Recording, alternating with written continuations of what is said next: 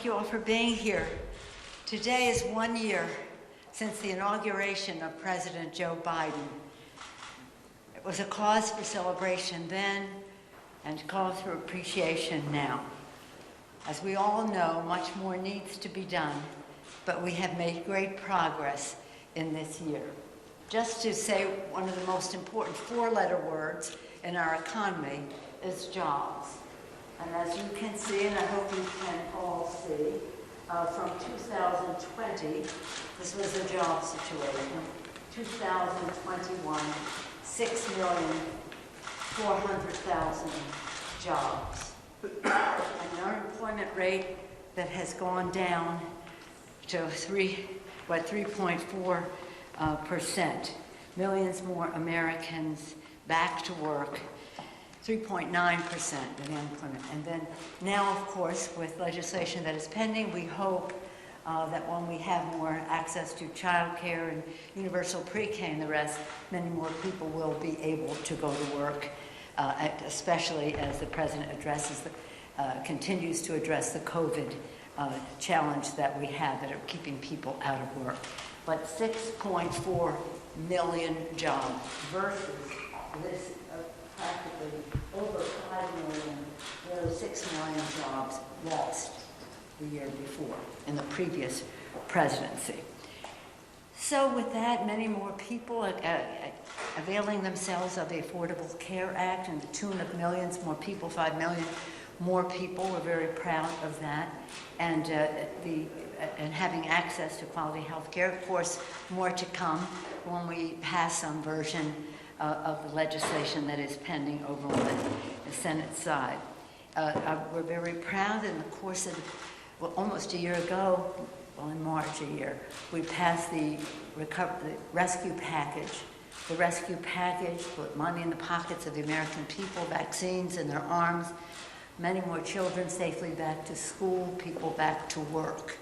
It enabled cities, states, and counties to pay for and support the systems that make societies work, whether it's the education of our children, the transportation of our people, of the first responders, our security, food workers, the list goes on, of services that are provided by localities, counties, as well as states. They took many millions of young children out of poverty. The rescue package did just that, rescue our economy, our society, and our people as it attacked the COVID crisis. As you all know, we've had a variant that has prolonged the crisis. I'm very proud of the work that the President is doing now to make sure that people have tests and masks, and hopefully more people will avail themselves of vaccinations. More therapies are in the works, and in terms of not having to have refrigeration of the kind that is almost impossible to have throughout the world. We salute our scientists for what they are doing. Science and governance, that's going to be solves that problem. So for these and other reasons, whether it's broadband or clean water, as we know in the bipartisan, the first bill, the rescue package, was taking people out of poverty and money in pockets and all the rest, that was done with not one Republican vote. There were 13 Republican votes in the House to support the infrastructure bill, and we were happy that that was bipartisan, so we could repair roads and bridges, improve public transit, secure clean water, broadband, and much more across the country. So there's a great deal to be proud of.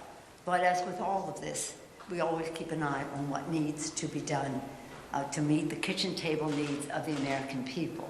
What keeps them up at night, we want to help solve that problem. And one of the proud things about this administration is the creation of jobs, the expansion of health care, and again, the alleviation of poverty.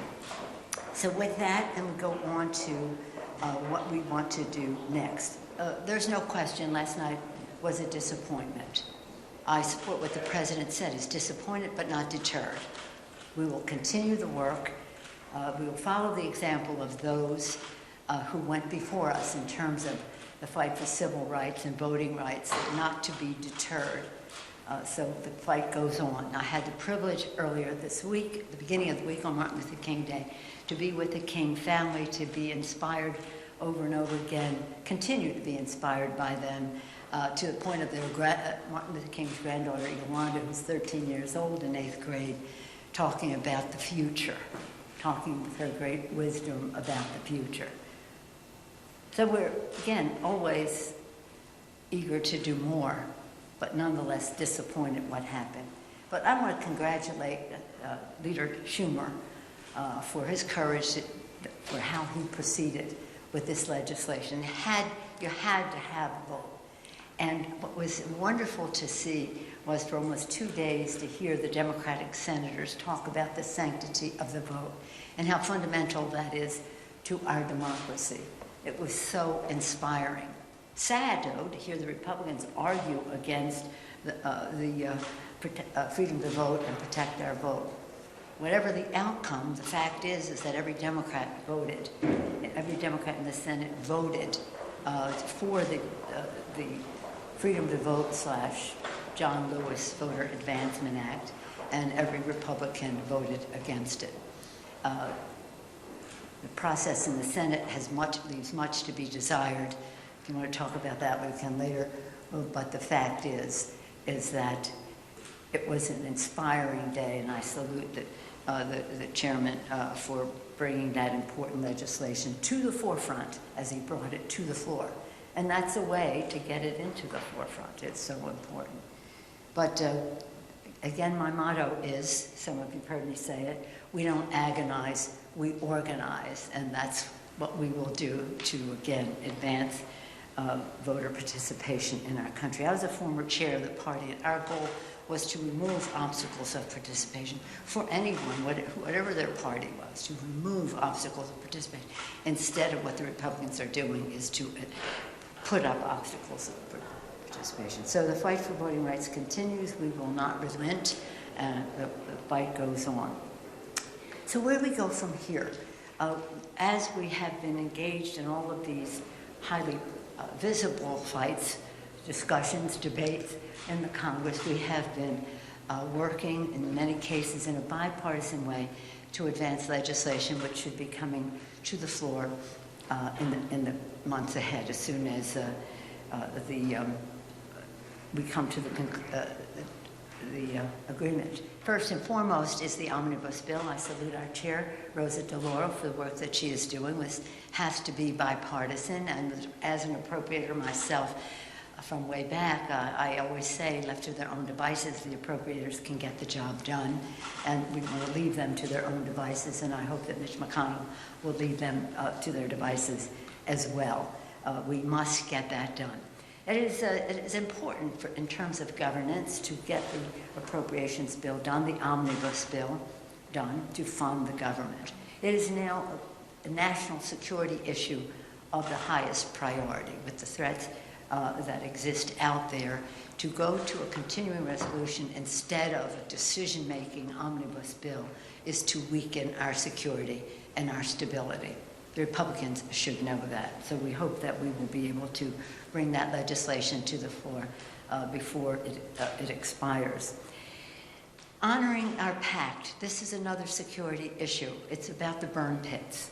This is something that members have been working on for a while, and now, yesterday even, in fact, the Veterans Affairs Committee had around Chairman Takano had a round table with the VSOs, the Veteran Service Organizations. We thank our veterans and our Veteran Services Organizations for their input on this. As you know, many of our service members were affected by being exposed to burn pits, and we have to have legislation passed. It will be expensive, but it is the price we must pay, that we owe our veterans to make sure they get the care and benefits that they deserve, those who are exposed to burn pits. And from our standpoint, if you were there, you qualify.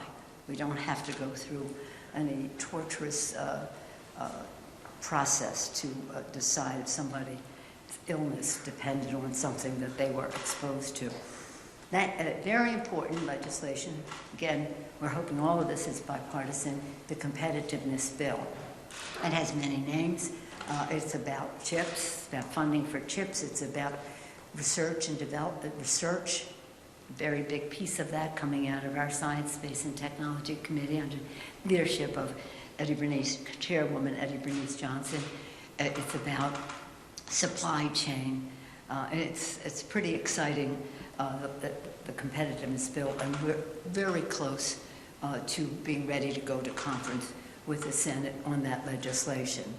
Postal reform, you've heard about it over and over again, but again, it's about fairness and making sure that we have fairness for our postal workers without having the retirement health benefits be pre-funded for 75 years into the future.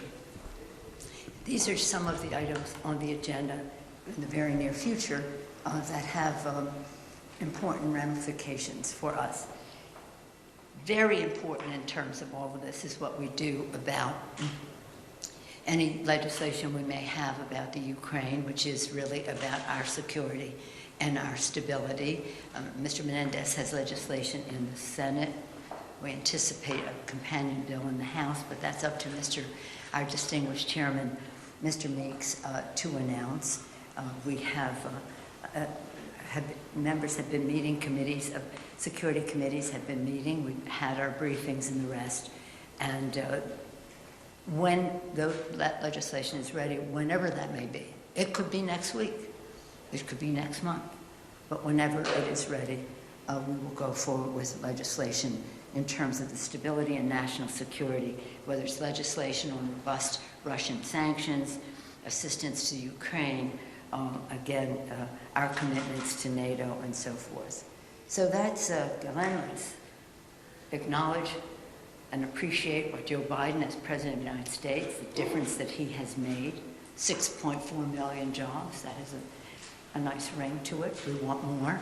We can put more people back to work when we have more access to child care and home health care so that more moms and dads can be in the workforce, and when we solve and crush the COVID crisis, which is a deterrent to people going to work as well. So we thank the President for his great leadership.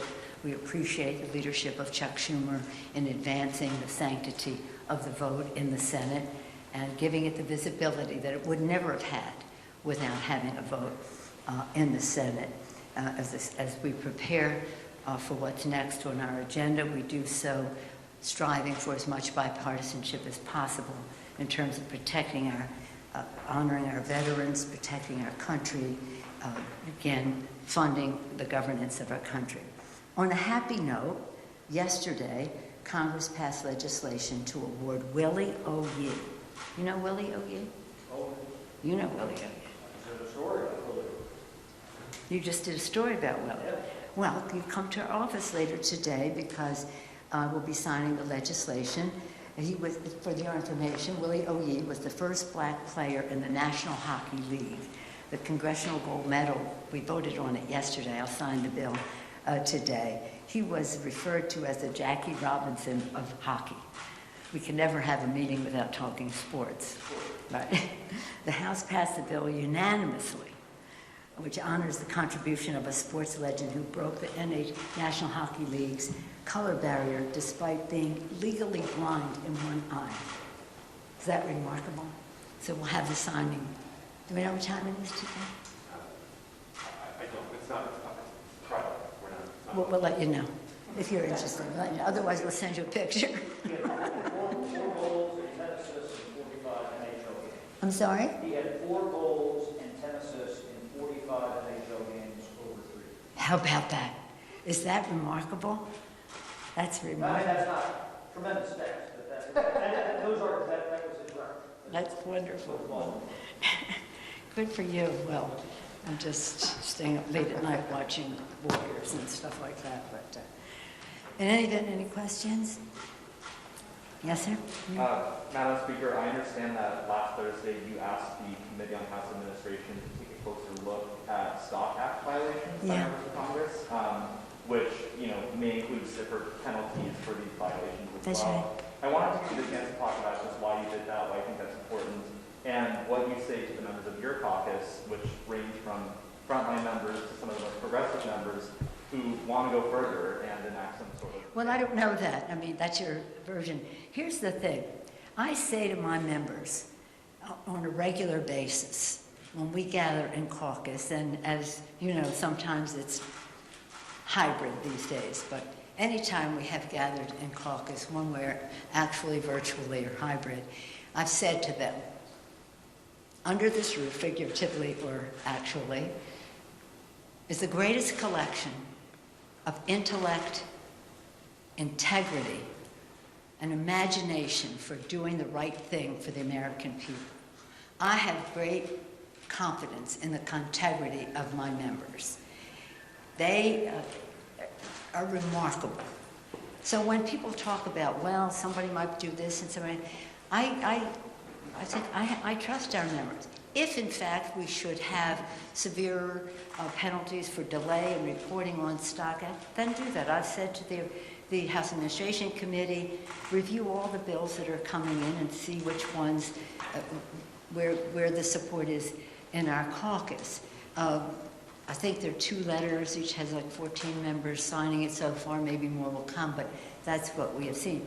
But I do come down always in favor of trusting our members. Now, if the impression that is given by some that somebody's doing insider trading, that's a Justice Department issue. That's a Justice Department issue, and that has no place in any of this.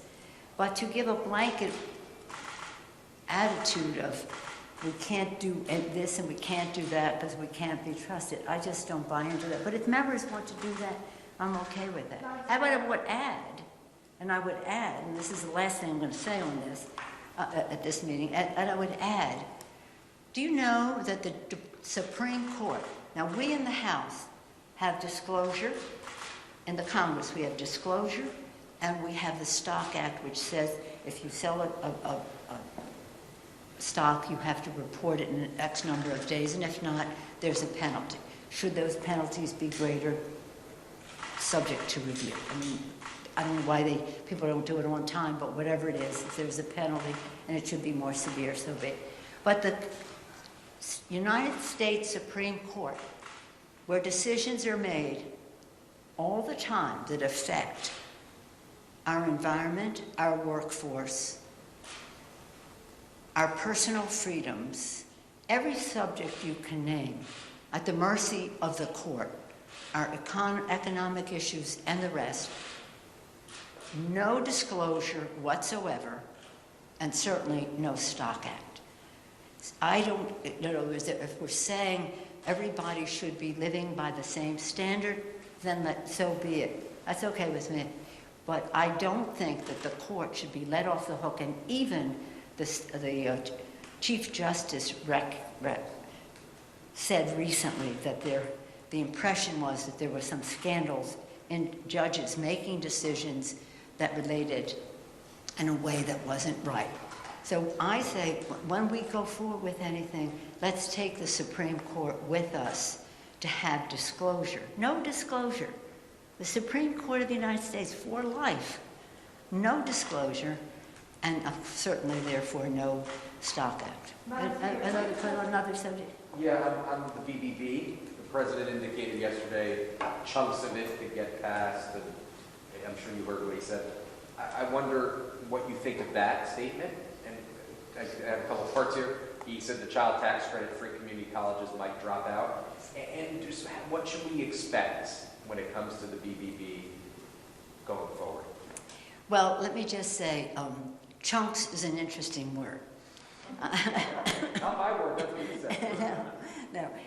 The president has such a commitment to the values that are contained in this legislation, the reconciliation bill.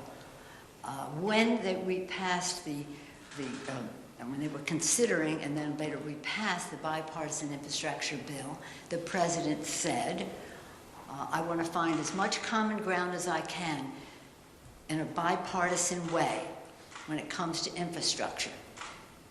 But I cannot limit my vision for America to what the Republicans will agree to in terms of roads and bridges, et cetera. That's important, but it's not all.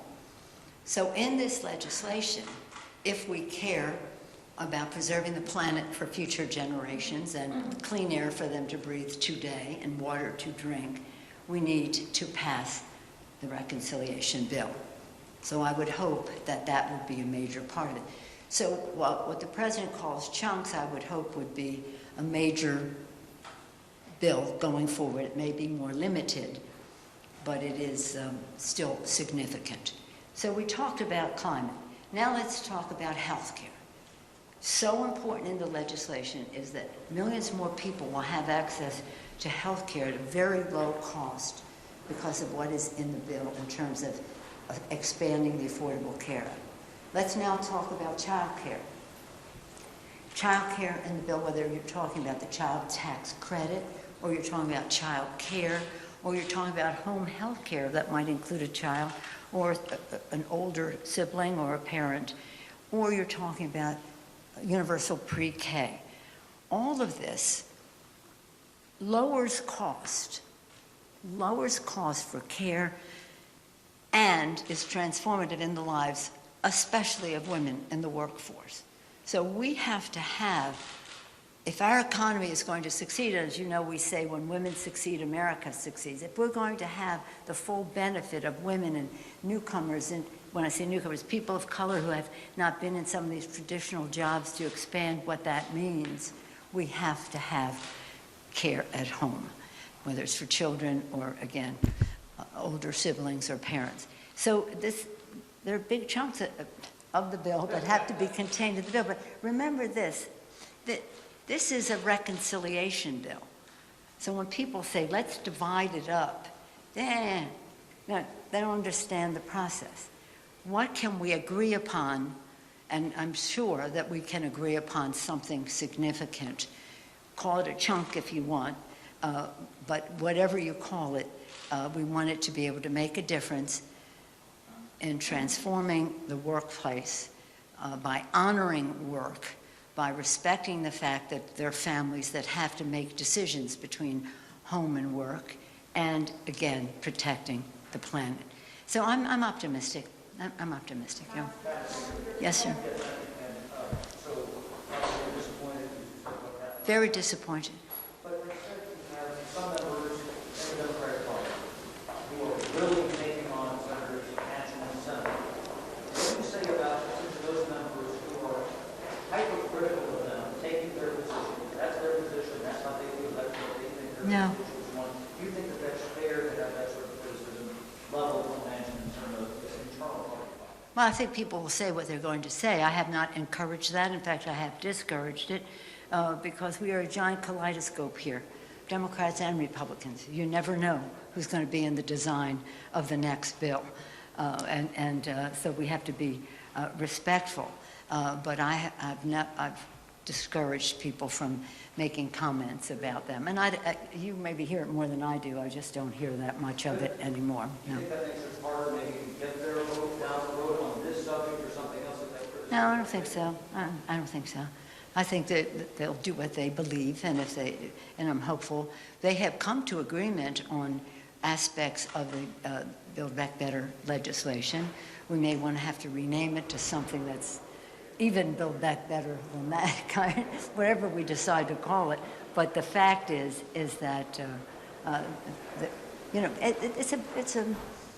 we're a diverse place, from right to left, Democrats to Republicans, within our own parties and the rest, and we have to be respectful. And I don't think there's any upside in Democrats criticizing Democrats. Yes, ma'am. Can you talk a little bit about what Democrats' 2022 legislative agenda should be beyond Build Back Better in order to kind of tell voters what you guys are actually doing, since there's been a lot of hurdles in front of voting rights and Build Back Better? Well, as I said earlier, right away, we have been working on legislation right now to keep government open in a way that meets the needs of the American people, that protects the security and stability of our country. And that is legislation that we hope will be on the floor in a short period of time, and I thank Rosa DeLauro for that. a high priority for us is to honor the pact, to make sure that our men and women in uniform who were exposed to burn pits understand that this is of the highest priority for us. It's going to be very costly, but it's worth it because we owe them. They were exposed in the line of duty to dangerous situations where they now have serious health issues and they need care and benefits. I mentioned also the issue that relates to competitiveness. This is really important for us in terms of chips and what that means to our manufacturing base, in terms of supply chain, what that means to our economy, and research, which means to our present and to our future. These are big. All of these are big bills. The $1.5 trillion for the omnibus bill, probably over $500 billion for burn pits. We don't know. We're waiting for further CBO scores on that. And then in terms of the Competes Act, that's $50 billion for chips, another $40 billion perhaps for supply chain and the rest. So these are significant bills that contain, especially the omnibus and the competitiveness bills, they're bills that contain large numbers of other bills. But they are the vehicle that will take us forward under the title of competitiveness. Was it called in the Senate? USICA in the Senate, and we call it competitiveness bill here. Whatever the title, we hope to go to conference on that soon. And then there are other bills that relate to the Postal Service and the rest, again, about governance. But we have always been about America's working families. So we still want to pass a legislation that expands our workforce by recognizing the responsibilities that people have at home, which I address. So I went over some that are in the near future. We have 3 task force that work, select committee task force, that are not legislative committees but will make recommendations. One of them is the select committee on the climate crisis, and much of what they have recommended is in the current version of the BBB. We hope that most of that survives, but that isn't the end of it. There'll be other opportunities, shall we say, that we will have to help other countries to save the planet as well. So nothing is the end game, but it is takes us well down the path. In terms of the select, and that's chaired by Kathy Castor of Florida. She's doing a superlative job. Next, we have the Select Committee on COVID, under the leadership of Mr. Clyburn, our distinguished whip, and they are doing very important work that helps us make judgments about what has worked better or what in terms of how we go forward in terms of this pandemic, but any future ones as well. And then we have a select committee on disparity and income and opportunity in our country, chaired by Mr. Himes. And you'll see much more of that now that we've gotten through some of the, hopefully soon, some of the big legislation coming out of the last year. And that is how we affect legislation to end that disparity of opportunity in our country. The fact that during the COVID crisis, wealth increased at the high end to such an exorbitant place at the expense of people, not, I don't want to say at the low end, but at a lower economic place in our society. We can't have that continue. That's what is a caste system. That's not a democracy. The middle class is the backbone of our democracy. We have to strengthen the middle class and all who aspire to it. So that is what our legislation is about. So how we protect our nation, how we preserve our planet, how we transform our workforce, how we educate our children. My whole mission in Congress is about the children, for the children. As you heard me say, you're in the arena, you have to be prepared to take a punch. You have to be prepared to throw a punch for the children, for the children.